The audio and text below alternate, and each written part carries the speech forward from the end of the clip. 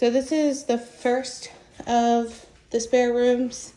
This is either a queen or full-size bed. They're almost the same. Hard to really tell the difference for me personally, but and then that nightstand is probably like 2 feet wide, just to give you kind of an idea. Has a wall closet. Goes all the way left to right, and then mirrored doors. And then, I don't know if I checked out the windows. Oh yeah, they're single pane. And then, I believe, and I could be wrong, but I believe this house has some foundation issues.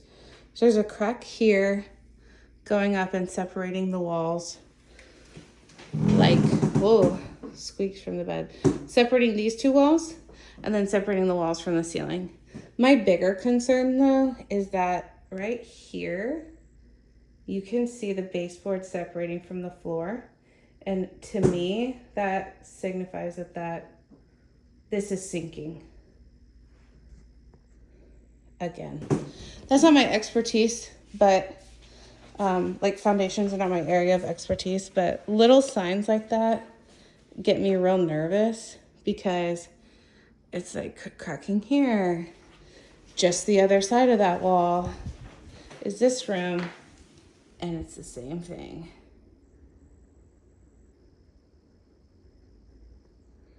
So, I don't know. Makes me real nervous. There's a crack here too. This is bedroom number 2, which had this bed right here, and I believe nightstands on either side. So the actual size of these rooms is really nice. I remember my buyer thinking that when I saw this with a different client, when all this furniture was still in place. Sorry, my ear's popping. Oh, okay. And us being concerned just about the condition of the home. And he didn't like the laundry in the kitchen either. Closet number 2. Not huge. I'd say that this room is bigger with the smaller closet, while that room is smaller with a bigger closet. And you see that a lot. Builders kind of set it up to where it's like, all right, well, do the kids want to fight over a bigger room or a bigger closet? This is our primary, which is actually a really nice size bedroom. This is a king size bed, big nightstands either side, and you still have extra space if you wanted to put even larger. This is a walk-in closet.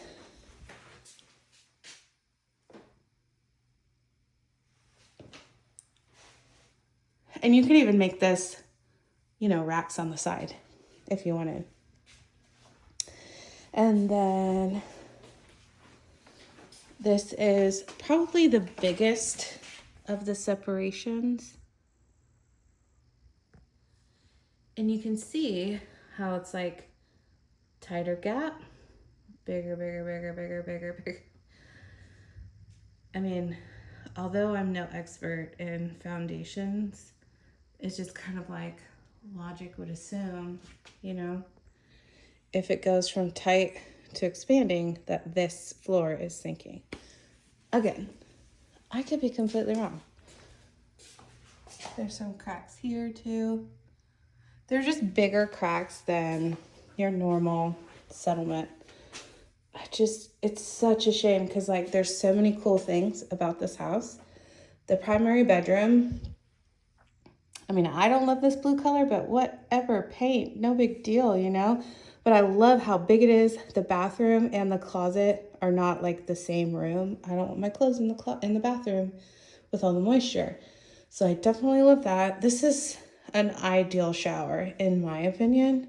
The only thing that would change this and make it even better is if that whole wall was for product. But I love this. I love, what are those, hexagons? The hexagon detail stripe, and then it matches that, and then it matches this. I think it's really nice. Sliding glass door. This is plenty of space. It's not all cramped in. But if it were me picking from the houses that we saw today, I would definitely say, yeah, this is single pane also. I would definitely say the one on Rifle Gap, I think it was, 133 Rifle Gap. Super close to Randolph. Actually, I can just turn this around and talk to you. I don't know why I haven't done this before. The one on Rifle Gap, I feel like the only downside is the size of the bathrooms. But everything else is super cute. Oh, and not being able to park in the garage. I don't park in my garage personally. We have too much junk in there. So, like, I love the whole mudroom, laundry room, all of that. I think it's really, really nice. I like the backyard, the covered patio, the shed. That would be my pick from today, but that doesn't mean that has to be your pick. I just think the first one was really nice, a little quirky, but you know, I like weird, so that's okay. But you're in the flight path, so you're gonna hear the airplanes. I think I'm covering the speaker. Sorry, I'm not used to doing this this way. A little quirky, but you're in the flight path, so you're gonna hear the airplanes, but that also means you're really close to the base. So I think it was really close, like maybe 10 minutes or something. Whereas the one on Rifle Gap, also close to the base, but you're on the other side of 1604.